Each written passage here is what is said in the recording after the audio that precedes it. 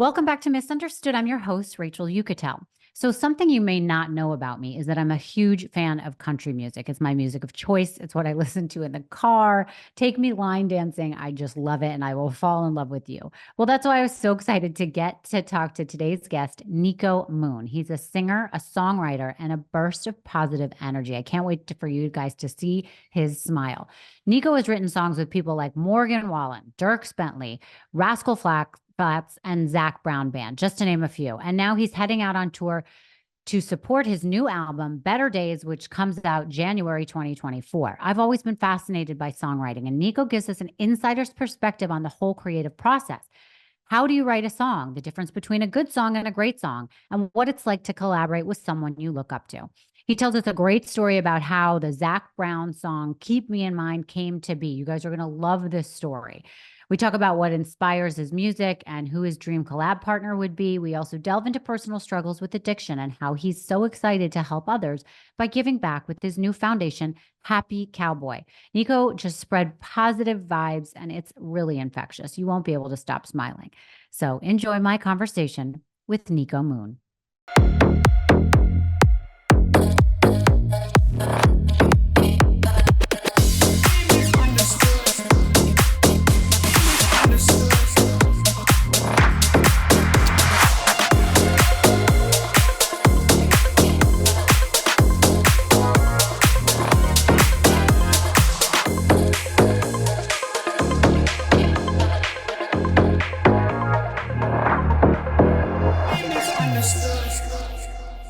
Niko Moon, thank you so much for joining me on Misunderstood. I'm so happy to meet you finally.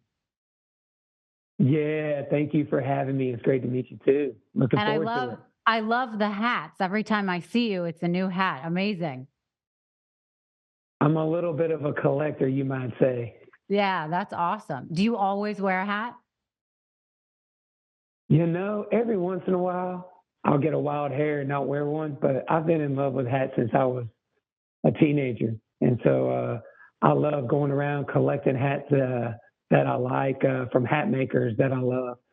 So it's a little bit of a hobby for me. And who knows? Somebody may be coming out with their own hat company next year. We'll see. I'm just saying. Oh, cool. All right. Well, I'm glad I asked. I will keep my eye out for that.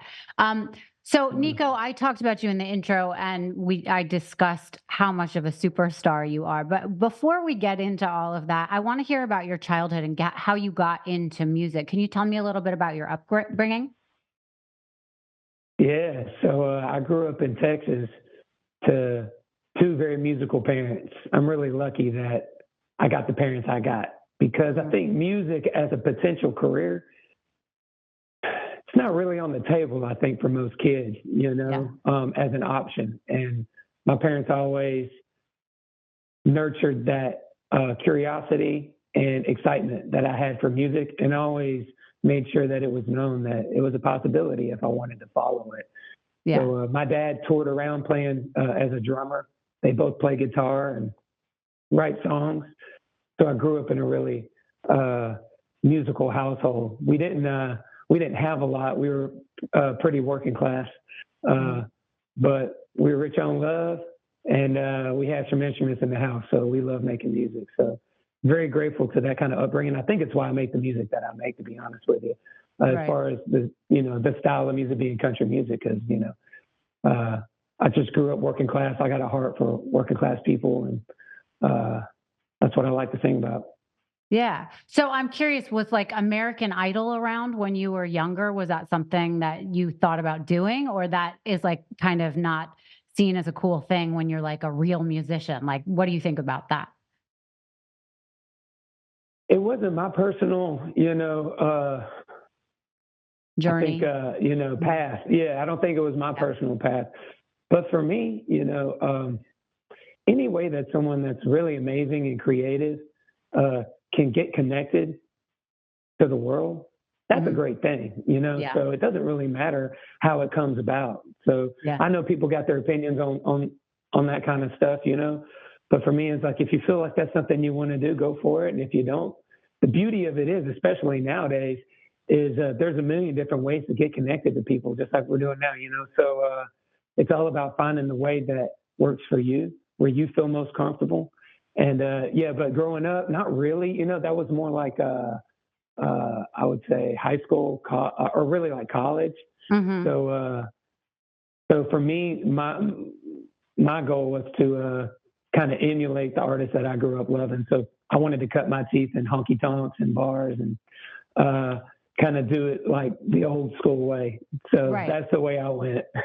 So some people, you're right, get, seen on a big show like American Idol. Some people will go on YouTube, and I know a lot of people have been discovered that way, but you went through the sort of raw, organic, old school way. So what was your first gig like? Oh my God. Some of my first gigs were the most brutal gigs imaginable. Oh no. Um, I remember playing a Mexican restaurant one time, uh, and it was raining that day. So nobody was out on the patio, which is where I was supposed to play. So the owner asked me, "Hey man, you want to play in the entryway of the Mexican restaurant?" And I was like, "Come on, man, don't do this to me." And but it was $150. I had to pay the bills. So I sat up in the entryway next to the newspapers and stuff. Hmm. And I remember people walking in the door and just being like, "Why is somebody right in front of me singing Sweet Home Alabama in a Mexican restaurant?" Right. And it was weird for them, weird for me. And I remember just being kind of feeling pretty defeated because Mm. I was probably 4 or 5 years in to playing consistently, Oh and wow. I was at the point where I was kind of playing bars and honky tonks, but I was also playing gigs like that too, and Hmm. I wasn't kind of getting to that next place, and was feeling like maybe I love music, but they didn't love me back. Right. And this Oh. kid comes up to me. This kid comes up to me and is like watching me, and I got a little glimmer of hope. So I was like, "Hey, what do you want me to play? I'll play you whatever you want." And he was like, "Oh, I'm good, man. I just want some gum." And I was like, "What?" And I realized I was playing in front of a gumball machine, Oh my goodness. and that That's a was great pretty. story. Oh my gosh. It So, was but pretty brutal. I remember riding home that night thinking to myself, "All right, I got a decision to make here. Am I going to keep going with this thing, or am I going to pack it in because I just got beat out by gum?" And I yeah. decided to give myself another 6 months. I was like, 6 months, and let's see what happens. 3 months later, I met Zac Brown from the Zac Brown Band.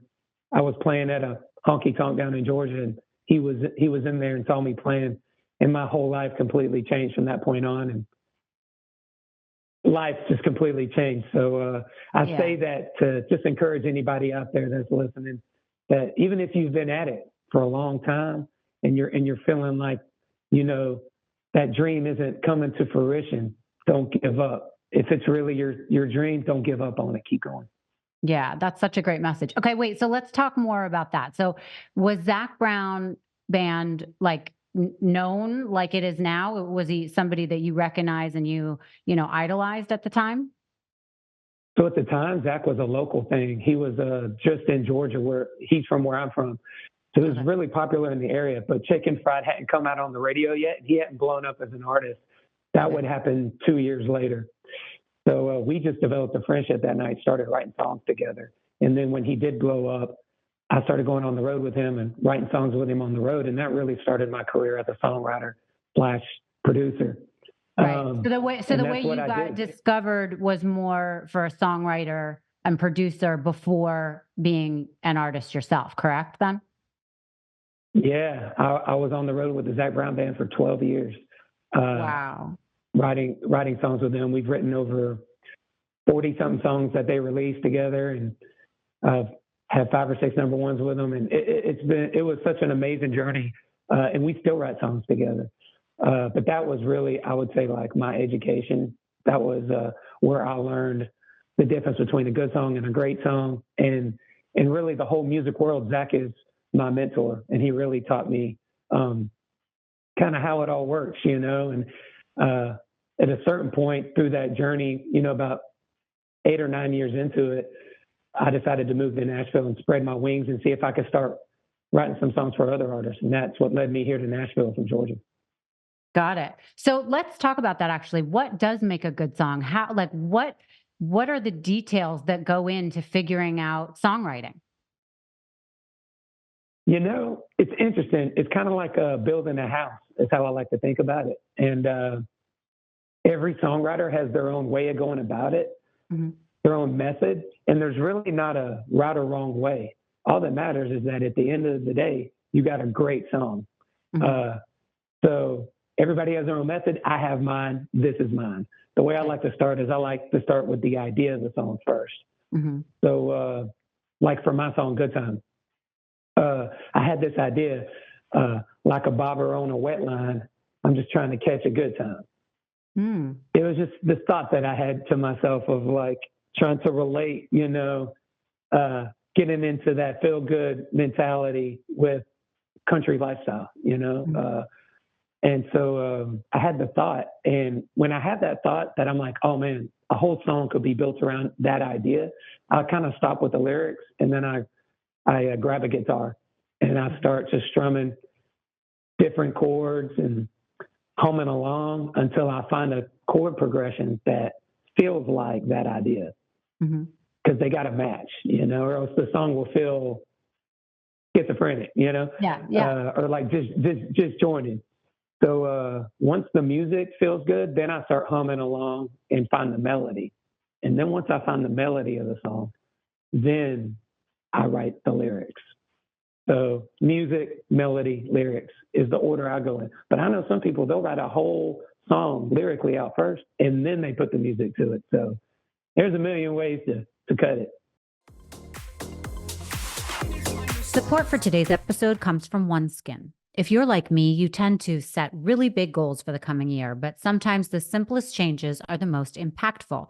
For me, that's OneSkin's two-step approach to healthier skin. It's one of the easiest and best things I've done. Most skincare available on the market, and I've tried them all, is designated and designed to provide a temporary reduction in visible signs of aging, addressing just the surface symptoms.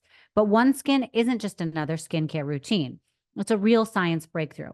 OneSkin's products are powered by a scientifically proven peptide called OS1 that targets lines and wrinkles right where they start, your cells, instead of just masking the signs of aging. OS1 is the first of its kind to actually turn back the clock. With their full line of face, eye, body, sun, and travel size products, OneSkin doesn't only promise healthier skin, they prove it. I've been all in since the first time I tried it. And now for a limited time, our listeners will get an exclusive 15% off OneSkin products by using the code UNDERSTOOD when you check out at oneskin.co. Starting 2024 off right, give your skin the scientifically proven love it deserves with OneSkin. I traveled to Paris this holiday and I brought the travel pack with me from OneSkin. It was an absolute game changer. Their face cleanser is better than what I found at the Ritz Spa. I'm not kidding you guys. The eye and face creams are my favorite. It was the first time I tried the body lotion and I loved it. I came back and I ordered the full size because now I won't use anything else. It's not sticky and it leaves your winter alligator skin in the dust. People have literally been asking me what I use on my face, and I cannot recommend OneSkin enough to anyone who ever asks. OneSkin is the world's first longevity company. By focusing on the cellular aspects of aging, OneSkin keeps your skin looking and acting younger for longer. Get started today with 15% off using code UNDERSTOOD at oneskin.co. That's 15% off oneskin.co with code UNDERSTOOD. After you purchase, they'll ask you where you heard about them. Please support our show and tell them that we sent you. New year, healthier skin. That's OneSkin. So, and when you're doing lyrics, you know, a lot of country songs are about losing a loved one or being left or broken up with or whatever. Do you feel like it's really important to have to go through things like that to write about it? Or, you know, there's someone like Taylor Swift who can write different songs for different people. And she was like 14 or something when she started, and she was writing songs about breakups and men leaving you and blah, blah, blah, which I don't think she had really gone through yet. So what do you think about that? It's interesting. I kind of think of it similar to the way I think of songwriting, that there's a lot of different ways to look at that. Mm-hmm. And I remember hearing this quote one time that I really like about this very question. And it was, a good songwriter can make you believe something that they've gone through, but a great songwriter can make you believe something that they've never gone through. And I think that that's a really interesting way to look at it. And I think that's how maybe some of the artists out there that write about things that maybe they haven't personally gone through, they're channeling this kind of like imaginary, they're putting themselves in that place. And for me as a songwriter for other artists, I really relate to that because, like, for instance, when I write with Zac Brown or a song for Morgan Wallen or whoever, it's like I put myself in their place. Like I try to pretend like I'm them. I take my hat off and I put on their hat and I'm like, all right, now I'm them. Now what do I want to write about? What do I want to say? All of that, because it won't feel right if it's coming from me. It needs to come from them. So I think sometimes a songwriter can look at that with storytelling that way. But for me personally, I like to write about personal life experiences. And I think the thing for me that's most important about what I like to do with music is I like to write music that is positive, that makes you feel optimistic about life. Even if I'm writing about something really tough, something difficult, I've written songs about really hard heartbreaks that I've gone through and difficult things in life, difficult things. But I always want to make sure that there's some redemption in there somewhere. There's a light at the end of the tunnel. Yeah, of hope. Yeah, exactly. Because we need that in this life, right? I mean, life is a crazy roller coaster ride, and I feel this drive to make my life's purpose about encouraging people along that ride through music. Mm-hmm. Well, you've talked in the past, I know, about something you went through, a breakup in your past that helped you write some songs, correct? Yeah, for sure. I kind of think of these experiences that kind of cement themselves in your mind. They're these like little souvenirs that you take with you, whether good ones or bad ones, to gain wisdom in life, right? And then the ones that really stick out to me are the ones I choose to write about, because for me, they're the ones that seem meaningful. They obviously struck a chord with me that I would remember it. Yeah. So that's usually the ideas I try to linger on. And with my first album, I really, for the most part, just kind of set this tone of good vibes, because I didn't want to get too philosophical with it. I just wanted to make an album that people could literally, quite simply, have a good time to, whether they were at the lake or grilling out with the friends, whatever you're doing, just some vibe music in the background that just get the vibes right, But with my second album that I'm releasing in January, I'm going a lot deeper into the why behind why I make positive music. And for me, it's almost like a different form of mental health, like going to the therapist or going to the gym or eating good, all these things that can help your mental health. Positive music, I'm a big believer that it can shift reality for us a little bit and help us to view life with a little bit more of an optimistic outlook. I mean, it's amazing the power of music and how it really seeps into our subconscious. Yeah. Yeah. I want to get back to what you were talking about with, let's say, Zac Brown or Morgan Wallen. Can we pick a couple songs that you've actually written with them and talk a little bit about them? I think with Zac, maybe his most famous that people would know is Keep Me in Mind, or what would you say is the more famous? Let's see. Keep Me in Mind is an interesting one. That was the first number one I ever wrote with Zac, and we wrote it about this girl that Wyatt, who we wrote the song with. The song was written by three people: me, Zac Brown, and our buddy Wyatt Durrett. We were in Dallas one night, Dallas, Texas, and at a bar, and Wyatt ran into this girl at the bar. And they got to talking, and he ended up finding out she had a boyfriend. And so before, they left, their little interaction, he said, "Hey, if things change, keep me in mind." Oh my God. And that was such for us, like we just thought that was such a funny thing as we were talking about it later on that night, and that's really where the inspiration for where that song came from. Oh my God. They ended up running into each other like a couple years later in Dallas. Please tell me they got together. They're married now. Stop. They're married now, and they have a beautiful baby girl. And so that song was literally written about this girl that Wyatt ran into, and just like had this like kind of moment with. write the song. We write the song about it, goes number one, runs into her again randomly, and then now they're married. So Obviously, beautiful she knows that it was written about her. I hope story. that they played it at the Oh wedding. yeah. Oh, absolutely. I played the wedding. I was so excited for him that I've never played a wedding before. That's the only one I played, but I played that one. Oh my God, Niko, I love that story. That's amazing. Okay, so but like tell me the process. You guys went back that night and did you like bang it out all in one night or did someone come up with the lyrics? How long did it take? Tell me everything. Yeah, so songs can take, all kinds of different timelines. Sometimes they can happen really quick, like it just in an hour or two, Mhm, and mhm, sometimes they can take literally years. This was one that took about a month. It wasn't like a crazy long period. It was like a few weeks, mhm, of refining it because you kind of get with like the first stage of it, and it's like mhm. you rough blocked it out. Yeah. And then Zac is um, he's very perfectionistic, and I am too. So we like to, polish it as much as possible till every little word, every little thing is absolutely Mhm. perfect. And then the way he likes to work is once he kind of gets the song written down on the guitar, then he gets with the band, and then they start working out like all the instrumental parts, like the intro riff, like the riff of the song that and stuff. He'll like go into that mode, and for me, that's kind of where my hands go off because now we've written the song, and I get to have fun and watch him kind of orchestrate the Yeah. production of it with his band and create the music behind what we've written, and it's a really beautiful thing to be a part of. Was there a moment when you heard them play it and it was like tangible in front of you and you were like, "Oh my God, how cool."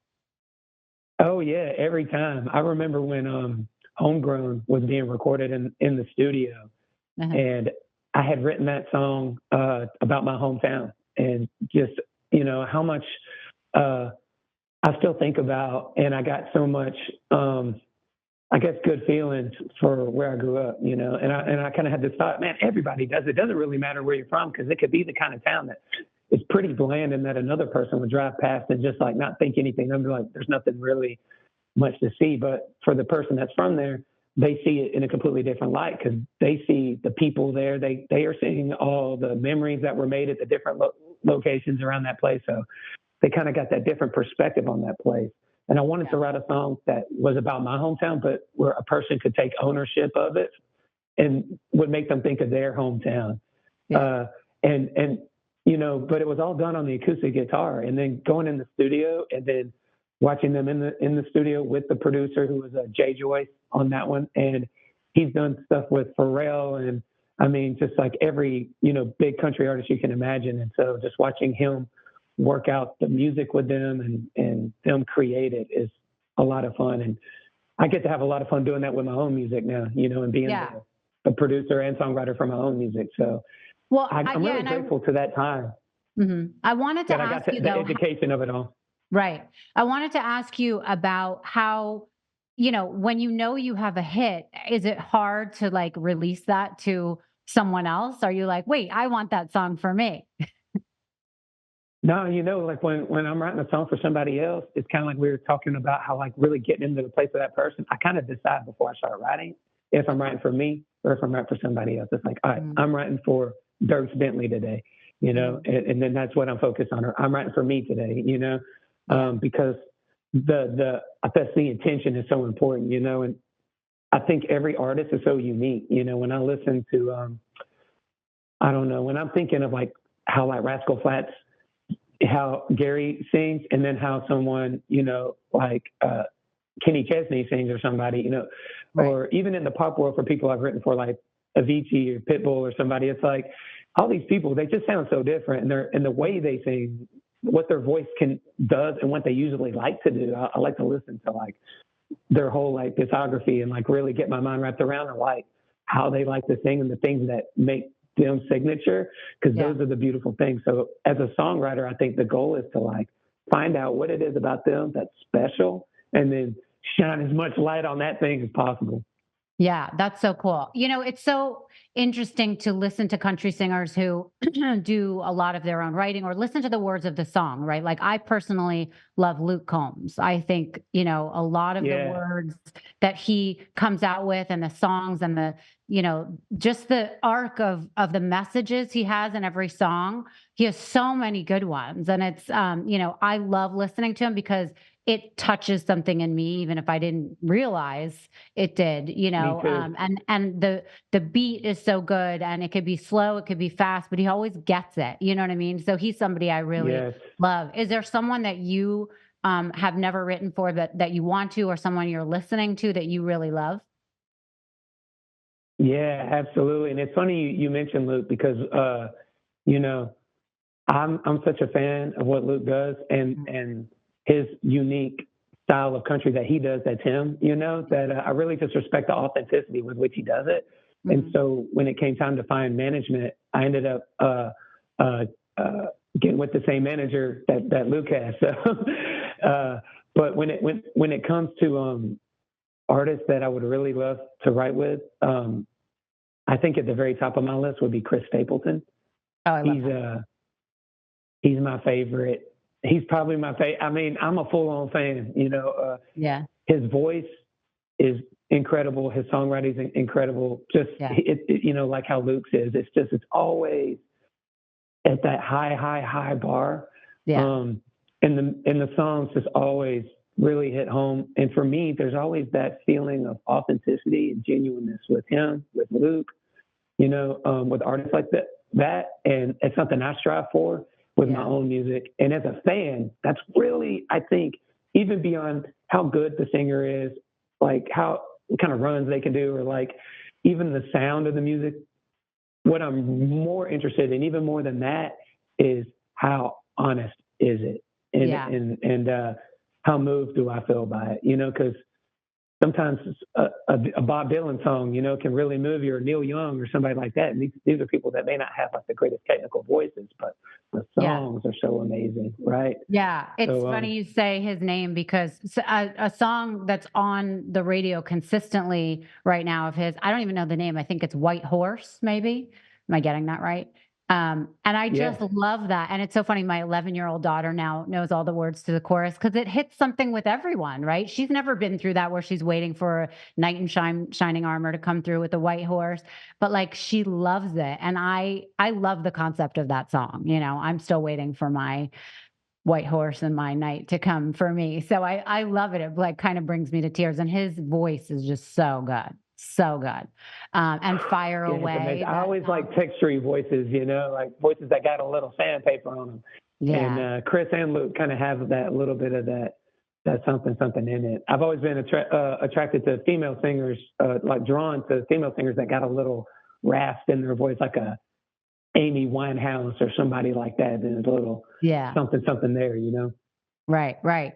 Okay, so let's get back to talking about you a little more because I know that you're the star here. So let's talk about your past a little that because everyone's had ups and downs, but something that's probably made you more raw and transparent in your music. You have had some issues in the past that have made you kind of stop and take a look at yourself. Can you talk about that a little bit? Yeah, sure. Yeah. So I think the main thing for me that was really probably the most difficult thing that I had to get over was I had a problem for a little while with drinking, and it's you know the drinking problem stemmed from a completely different problem that I had, which was an emotional problem that I had. I was Mhm. in a relationship for 7 years, and it ended up going south due to I got cheated on, and I was in my early 20s, and I didn't really know how to handle that. Yeah. And so I just instead decided to kind of, push it to the side. Yeah. I had big dreams with music, and I was so, focused on that. I found myself, at that time playing those honky tonks and playing those bars. So I was kind of like right there in this sweet spot of chasing my dream, but also at the same time, this thing that it started to become a hindrance to me was right there because I was also processing a lot of heartbreak at the same time. And Right. so for me, I kind of got to a place where I didn't really know kind of how to untangle that knot alone. And so that's when I decided to reach out and talk to somebody about it. And it ended up being the best decision, one of the best decisions I've ever made. I kind of think of it as like like a women's jewelry, like a necklace is so thin and sometimes are so, petite, and they can get tangled up. And when those little necklaces get tangled up, to get them undone is like, it's a thing. Like you got to sit down and want it. It's going to take a while, but eventually you can get to it. And for me, it's like sometimes things in life can happen for all of us on that ride. Mm-hmm. None of us are immune to it, right? It's part of the human experience, just like happiness is. Mm-hmm. Sadness, anxiety, stress, these things that can sometimes get to that point, though, where they start to become overwhelming happen. Yeah. And then it can be good to talk to somebody. And for me, what I kind of never really realized was that I thought it was just like venting or like talking and someone being a listening ear. But really, I was given literal tools, little exercises and mental games that I could play with myself to strengthen my mind's resilience.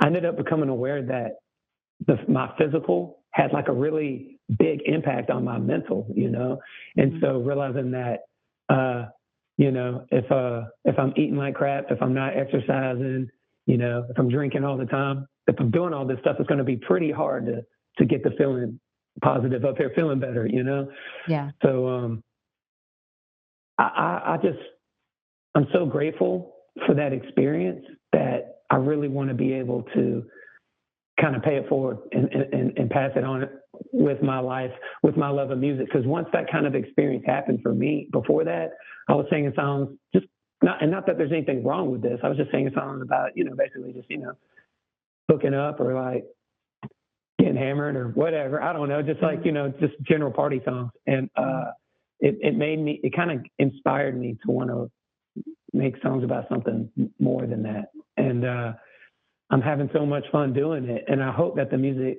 can encourage people and provide them with hope for the future, because there is, there's always better days ahead. Yeah. Well, I think that's such an important message for people because what you went through is such a universal thing, obviously, whether it's cheating, whether it's losing somebody, whether it's you've gone down one path and it changes and you don't know how you got there. And so many people get stuck. And what you said is brilliant that, to be able to get happiness and get to that place, you have to be able to experience pain and sadness and know the difference and get yourself out of there. And so many people, I think, get stuck or feel like this is the end. I'm never going to find someone else, or why did this happen? Because this is how my life was supposed to turn out.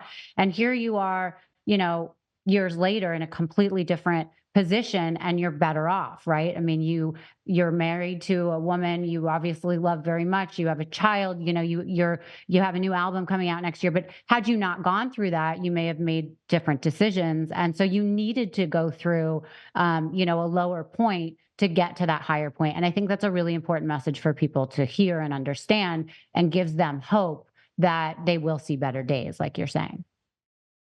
Absolutely. And yeah, my wife was a huge encouragement too, because when we met, I was still kind of on the tail end of processing all of that, and kind of overcoming my addictive natures. So she was a huge encouragement. So really kind of like accepting the help, and the encouragement, and was huge. So for me, it's just something that means so much to me, and that's why when we were talking earlier about, even in those moments, like having some sort of sense of redemption in there, because with the first album, it was nothing but, just, it's always good times, which nobody loves getting out on the lake. Nobody loves getting around the campfire more than me, because I do believe that life is meant to be celebrated. But talking a little more with the second album and saying, hey, the reason why I'm doing this is because of, the instances in life where I did feel hopeless, and it was really difficult to find the path to positivity. And it's something that I do daily, still to this day. I mean, I wake up every day and have to proactively set my compass towards, the forward direction, or else, I mean, before I know it, I'm caught up in my old ways. So it's a daily proactive habit, and it's a daily choice. Just doing what I can to, it's a daily choice, and so for me, positive music can really help encourage that proactivity, which is what it takes, to really keep that consistent positive life going forward. You need help. And so just kind of like good eating or exercising, it's like having positive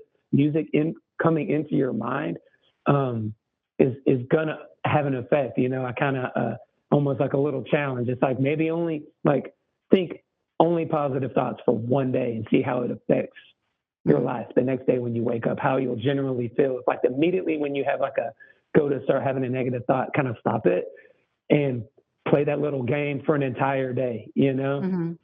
It can really make a big difference. And for me, positive music is like a similar thing, because we just don't really, I think, realize how much it affects us if we're listening to like music that's pretty much making us feel hopeless, making us feel sad, even though it makes us feel connected, because the song is this person is talking about a deep sadness and you feel a deep sadness, so you're connecting to that.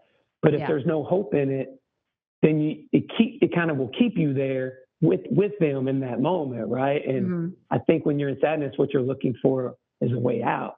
And so that's where music can really help. Yeah. So tell us a little bit more about what we can expect with your new album coming out soon. Is there like a certain tone to it? I know it's about better days and better vibes and all that stuff, but you really got more into the heart of the matter. Is there a favorite song you have? Yeah, my favorite song is called Better Days. And so that's the name of the album. The album's called Better Days. And then the lead single, Better Days, which I got some really exciting news about how that song is going to be connected to my nonprofit. So at the exact same time that Better Days comes out, I'm also launching my nonprofit, which is called the Happy Cowboy Foundation, which is tell us about a nonprofit. Yeah, it's a nonprofit that helps people get therapy that are in need and looking for help. So obviously there's, so many of us out there that need to talk to somebody, but it's so expensive. And not just one talk, you need to talk a few times to get over anything that's difficult in life, and, but it's not always financially viable, There's a million situations, but if you were to use the example of like, you're just like a single mom, you got 2 kids and, you're working at, a minimum wage job, how in the world, you're under a lot of stress. There may be like a lot of things that you could really use help navigating mentally. And how are you going to swing talking to somebody? It's just, that's an impossibility really financially, because those kids got to get fed and you get to school and all the stuff that she has to do, so, helping those people, like I said, I got such a heart for working class people because I grew up in that environment, and so just wanting to just help everybody as much as I can through the song Better Days. And so what Better Days is all about is that song is really the foundation of the album, because it is my philosophy on positivity. And this is what my philosophy on positivity is. Positivity does not mean that you're happy all the time. It does not mean being happy all the time. What positivity is even in the hard times, it's having faith that there's better days ahead. And I really want to kind of spread that message that, if you're feeling in a way and people are like, man, just be positive, and you're like, how am I supposed to flip it? It's like, that's not, and just be happy. It's like, that's not it, It's like, it's accepting where you're at. It's like saying, okay, we're here. This is the bottom of this moment of the roller coaster of my ride. And so while I'm here, while I'm in this valley, I'm going to choose to keep the faith that there's better days ahead. And so that's what the song is all about. that's what the album is all about. And there's going to be basically a way that I'm going to be connecting this album that I'll be talking about a little bit more in the future, that I'm going to be connecting this album with my nonprofit to help people get therapy from people listening to the album. Amazing. I love that, Niko. So will you be going on tour and performing? Yeah, so I'll be on tour. The tour starts February 1st. Tickets just went on sale, and some of the shows are already almost sold out. So it's been amazing. It's been beautiful. I'm so excited. We call the fan base the good timers. It's just people that love having a good time, and I'm so grateful for this musical family that we have formed and that's building. Mm-hmm. So anybody's watching, oh Lord, anybody that's watching, come on out, y'all. It's the way I like to look at it is kind of like a vacation. You ain't got to go to Cabo to go on vacation.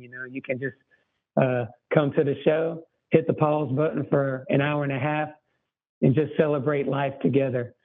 It'll be all across the country, and the Better Days tour. Can't wait to see y'all there. Niko, you're the best. You have such a big heart. I love talking to you. Okay, your album drops in January of 2024, right? Yep, January 19th is when Better Days, the album, comes out. And then February 1st is the first day of the tour. $1 from every single ticket sold goes to the Happy Cowboy Foundation. So just by coming to the show, you're donating. You're supporting. Great. Where can people find you and look up your stuff and see your tour dates? Yeah, just go to nikomoon.com, NIKOMOON. And you'll get all the tour dates there. And then for listening to the music, everywhere, wherever you listen to music, I'm there, yo. Awesome. So I'm going to check out your schedule. Hopefully we will meet in person at one of your concerts. I think you're fantastic. Yeah.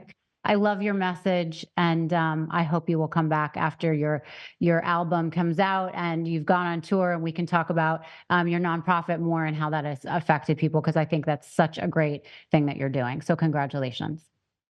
Oh, thank you. That would be amazing. Hey, Rachel, I had a blast talking. Thanks for having me. And I can't wait to cross paths in person and say hey. Absolutely. You can count on it. All right, take care.